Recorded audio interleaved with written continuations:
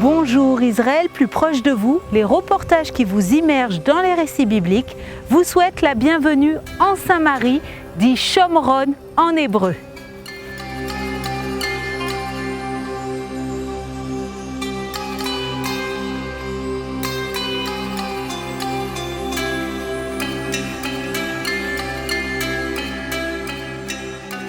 Shilo est l'une des premières capitales spirituelles en Terre Sainte.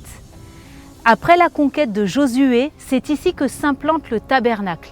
Ancienne Shilo est un site parfois négligé des circuits touristiques, mais combien important pour tous les amoureux de l'histoire biblique. Shalom! Shalom Stéphanie, ça ça va? Bien, c'est un plaisir de te retrouver. Jérémy, tu es guide touristique en Israël depuis maintenant quelques années et on est très content de t'avoir avec nous aujourd'hui pour parler de Shilo. Avant tout, Jérémy, est-ce que tu peux nous définir le mot Shilo et peut-être nous situer? Où est ceci? Dans quelle région sommes-nous d'Israël? Alors nous sommes à 40 km au nord de Jérusalem, en Samarie, dans le territoire de la tribu de Éphraïm. Donc une des 12 tribus d'Israël, Éphraïm, le fils de Joseph. Donc ça veut dire que c'est ici que une des tribus d'Israël s'est installée. C'est établi. On sait que la terre d'Israël a été séparée par tribus. Donc là, on est dans le territoire d'Éphraïm. Le territoire d'Éphraïm, la fameuse tribu qui a été décimée par leurs frères. On en reviendra plus tard pour parler de cette tribu-là. Shilo, c'est une des villes et une des cités où a été établi le tabernacle. Donc depuis la fin de la conquête de la terre de Canaan en territoire d'Israël jusqu'à la chute de Shilo par les Philistins. Le mot Shilo a deux significations. L'endroit où se passent les oracles et l'endroit du sceptre. Ok, donc il fait référence à la présence de Dieu. Le mot Shilo fait référence à la parole et à la présence de Dieu. D'une part, l'endroit où se passent les oracles, donc les épisodes où des personnalités bibliques sont en communion avec le ciel, et aussi l'avènement du Messie à la fin des temps. Ok, d'où Shilo a un rapport avec le Messie dans la Bible? Par rapport à ce qui est écrit dans le livre de la Genèse.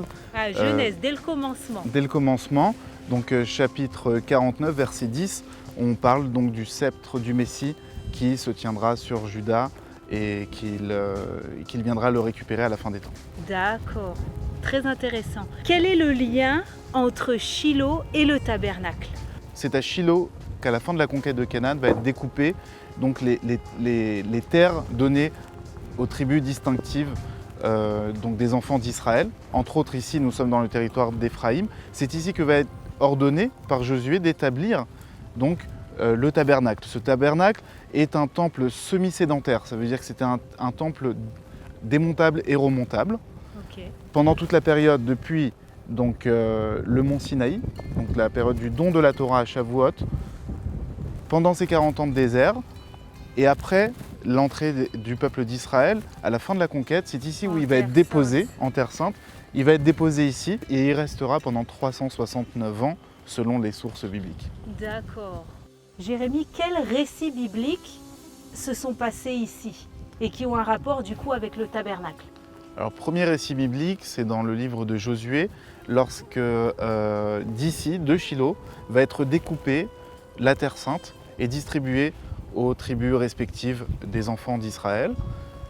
C'est ici où, après avoir établi le tabernacle, va arriver une femme de la ville de Rama, au nord de Jérusalem. Cette femme s'appelle Anne, elle est mariée à un homme appelé Elkana. Cette femme est stérile. Elle va prier, on parle de cette prière solennelle qu'elle va faire en silence. Elle va rencontrer donc le prêtre du tabernacle, le grand prêtre, qui est Élie. Ce prêtre-là va avoir de l'allégresse pour cette femme-là et va prier pour elle afin qu'elle ait un enfant. Cette femme-là a promis donc cet enfant qu'elle aurait en donation au tabernacle et donc à la maison de Élie. Cet enfant qui naîtra s'appellera donc Samuel, qui veut dire Dieu m'a écouté. Et elle va effectivement donc le donner au grand prêtre Élie. Il va grandir dans le sein du tabernacle va être imprégné de la présence divine et sa spiritualité donc montera de plus en plus jusqu'à temps qu'il va devenir donc le premier prophète qui va exercer en Terre Sainte, et aussi, deuxième fonction, il sera le juge d'Israël. Troisième fonction, c'est lui qui va oindre et sonner l'avènement de la royauté d'Israël en pratiquant donc l'onction royale sur le premier roi d'Israël, Saül, et le second roi d'Israël, le roi David. Waouh! C'est vrai, j'avais jamais réalisé ça, mais c'est lui qui porte l'onction pour oindre les premiers rois d'Israël. Parce que comme tu l'as dit au début, avant il n'y avait pas cette histoire de royauté, c'est les juges qui régnaient. Et là, ouais, intéressant. Qu'est-ce que ce site représente pour les Juifs et les croyants du monde entier? Donc ce site représente vraiment, on va dire, la véracité de la Bible et des épisodes bibliques qui se sont passés. Ici, nous voyons donc ce grand rectangle où a été déposé donc le tabernacle. Comment nous pouvons être sûrs que c'est l'endroit où a été déposé le tabernacle? Car aux alentours de cet endroit-là, nous avons retrouvé des vestiges, comme par exemple des jarres intactes avec à l'intérieur des ossements d'animaux strictement cachers. Ces animaux étaient utilisés pour les sacrifices sacerdotaux journaliers et pendant les fêtes de l'Éternel.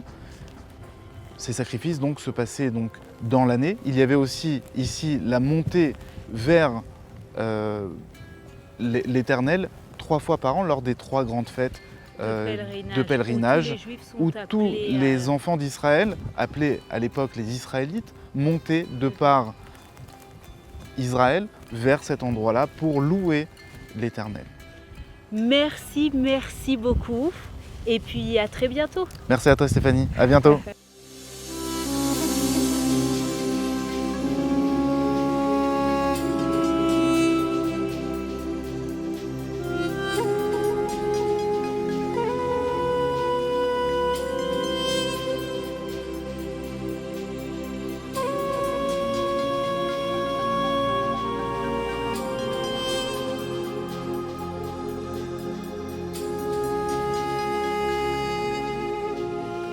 Merci pour votre écoute, pour votre fidélité. Si cette vidéo vous a plu, n'hésitez pas à la partager. On se retrouve très bientôt pour un nouvel épisode. À très bientôt à Jérusalem.